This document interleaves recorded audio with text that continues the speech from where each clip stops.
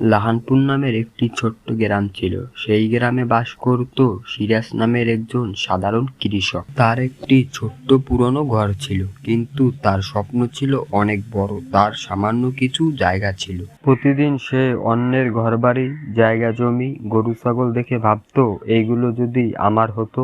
একদিন গ্রামের পুকুর পাড়ে সিরাজের সাথে দেখা হলো এক রহস্যময় একজন বৃদ্ধের। শোনো সিরাজ, তুমি যদি তোমার লালসা ছাড়তে পারো তাহলে আমি তোমাকে একটি ছোট্ট উপহার দেব, আর যদি তুমি লোভ করো তাহলে তোমার অনেক বড় ক্ষতি হবে। আমি অনেক গরিব, উপহারটি দিলে আমি অনেক উপকৃত হতাম। এই পাথরটির কাছে তুই যা চাবি তুই তাই পাবি, তবে মনে রাখবি কখনো লোভ করবি না, তাহলে সবকিছুই হারাবি। সিরাজ বাসায় ফিরে এসে পাথরটি পরীক্ষা করার জন্য প্রথমে কিছু টাকা পয়সা এবং শাকসবজি চাইল। তার বলা সকল কথা বাস্তবে পরিণত হলো এবং সিরাজ অনেক খুশি হলো। এই পাথর তোমার কাছে থাকলে তুমি অল্পতেই ধনী হয়ে যাবে এবং সারা গ্রামের মানুষ আমাদের কথায় উঠবে বসবে। কিছুদিন পরে সিরাজ অনেক ধনী হয়ে গেল, কিন্তু সে বৃদ্ধের বলা কথাটি ভুলে গিয়েছিল। দিন দিন গ্রামে সিরাজের অত্যাচার বৃদ্ধি পেল এবং গ্রাম প্রধান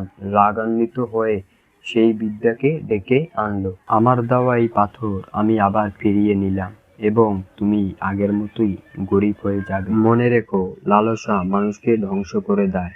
যার লালসা যত বেশি, সেই মানুষ ক্ষতিগ্রস্ত হবে তত বেশি। ভিডিওটি ভালো লাগলে চ্যানেলটি সাবস্ক্রাইব করুন।